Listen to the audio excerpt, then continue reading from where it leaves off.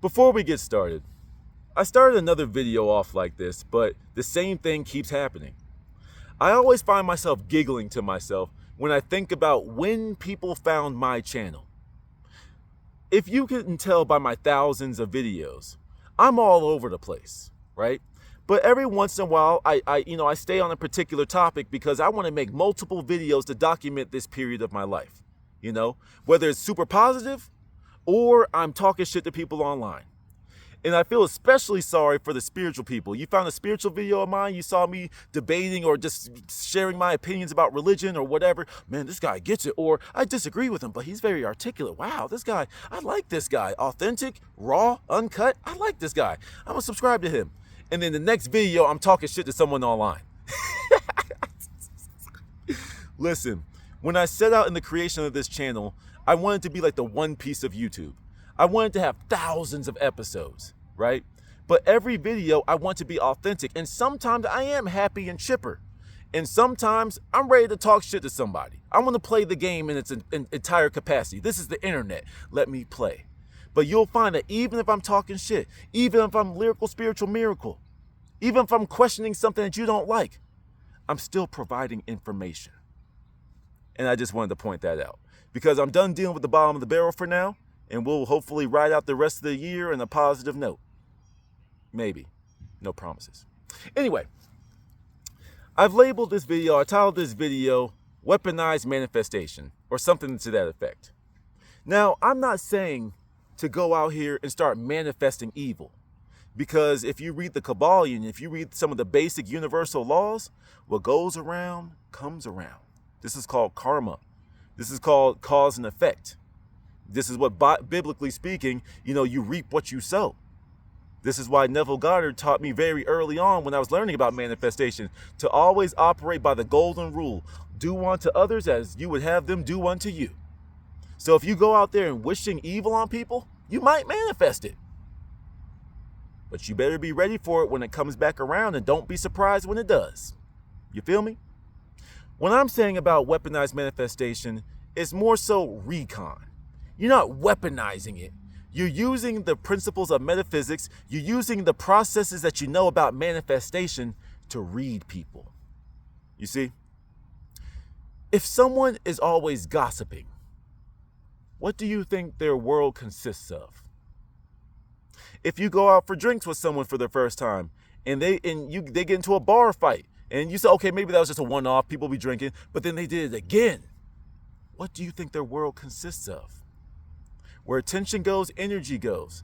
The thoughts that are seated in your mind, these are the things that manifest in these individual worlds, which is why I'm very selective of who I allow in my circle. Nobody's perfect. And just because you find one flaw in somebody doesn't mean that that's somebody that you need to excommunicate, But when someone is just walking gossip, walking drama, walking anger, walking violence, walking this, that, and all these negative things, do you want to be around that person so their aura starts to affect you? Now, yes, you can always have your protections up. You can always have your sage, your Palo Santo, your crystals, your spells, your whatever. But you need to have that mental protection. There's weaponized, there's offensive magic, and there's defensive magic. You need to be set. You need to know that you are protected. You need to know that you are walking the path of righteousness. You need to know that you're walking the path of your God, your Jesus, your Buddha, your Allah, your Sheikh, whoever it is that you rock with. I'm walking in the path of the people that led before me. I'm following the path of my ancestors. I'm following the path of this. So what you got going on, I'm falling out. The sun's moving and I'm getting shade on my face. But it's like the path that I'm following is righteous. So I know that I'm protected. And when it comes time to reap the harvest, when it comes time to reap what I sow, when karma comes and circles back around, I know I'm good. There's a JID song called The K Word.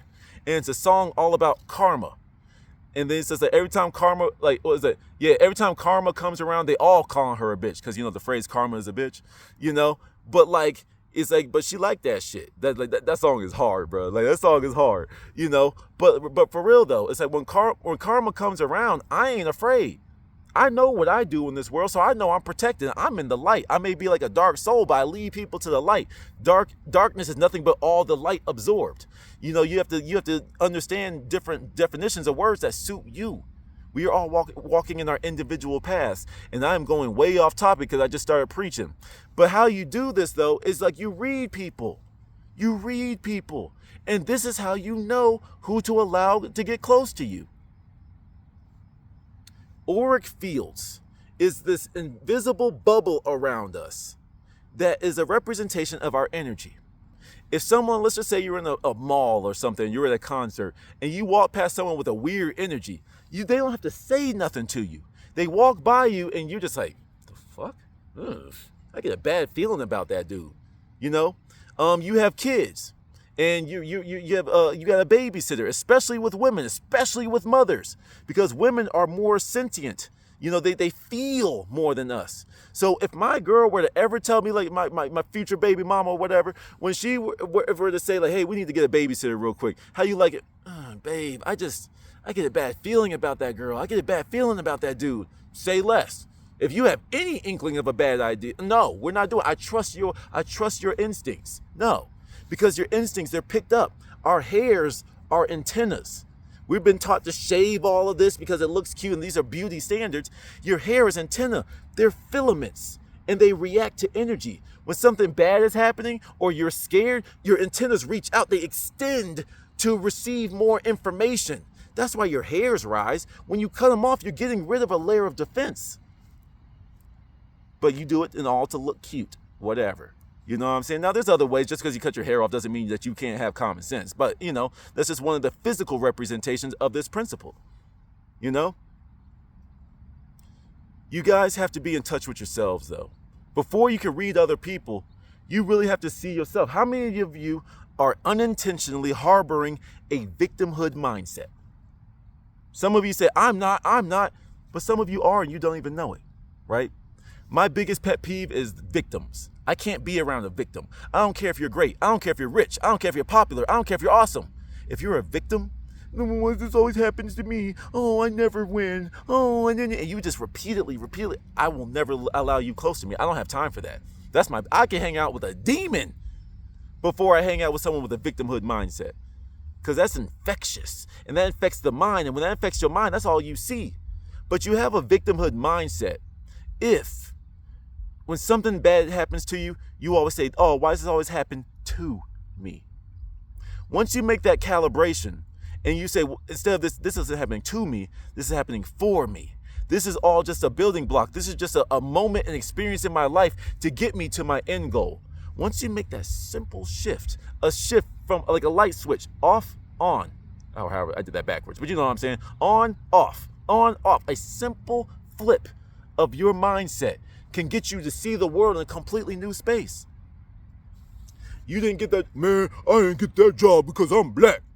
Victim. Shut the fuck up. Victim.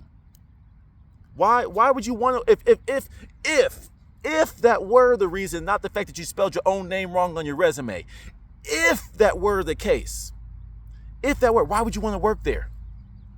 You want to force yourself into places you don't belong? So you believe a place is racist, but you're still mad that they didn't give you a job. Which one is it? You're conflicting. And because you have that victimhood mindset, you have divinity and you have your victimhood mindset. And which one is winning right now? Which one is winning right now when I guess technically that's a weight, but like I'm raising the bar with like, you know, the victimhood mindset. This is the one that's coming to the forefront. This is the one that's surfacing and your divinity is sinking beneath you and beneath you and beneath you. You see that? We are all divine beings. We are all co-creators.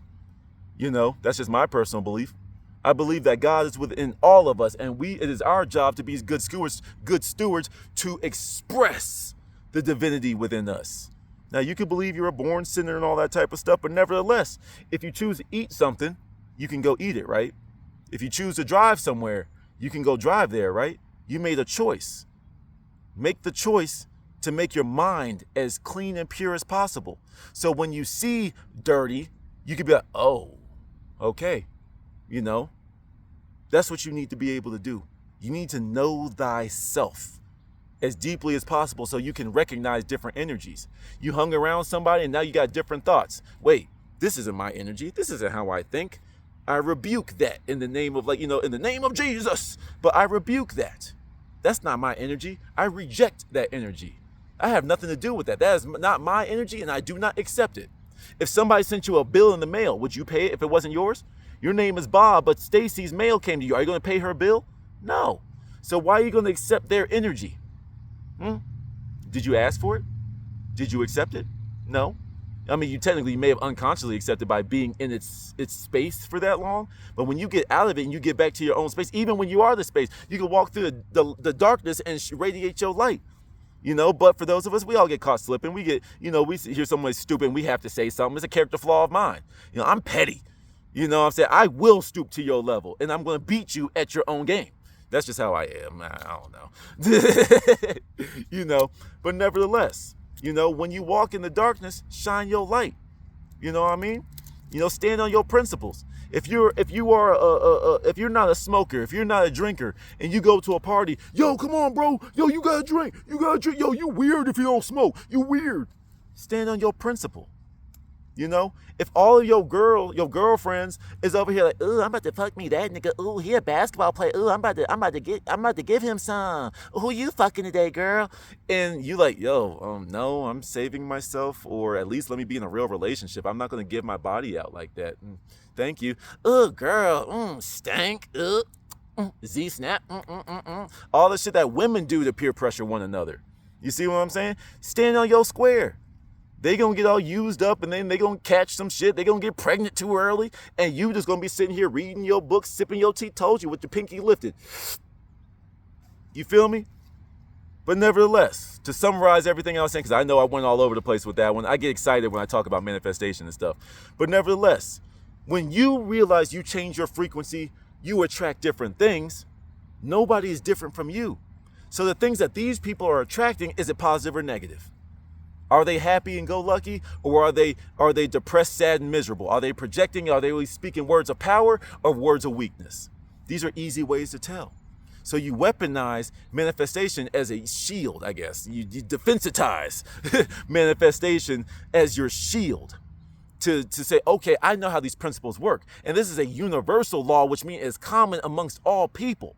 So if I know these laws and I've applied them in my life with success, let me see now what other people are doing, and then let me decide if I want them around. Can they be helped? Is it my job to help them?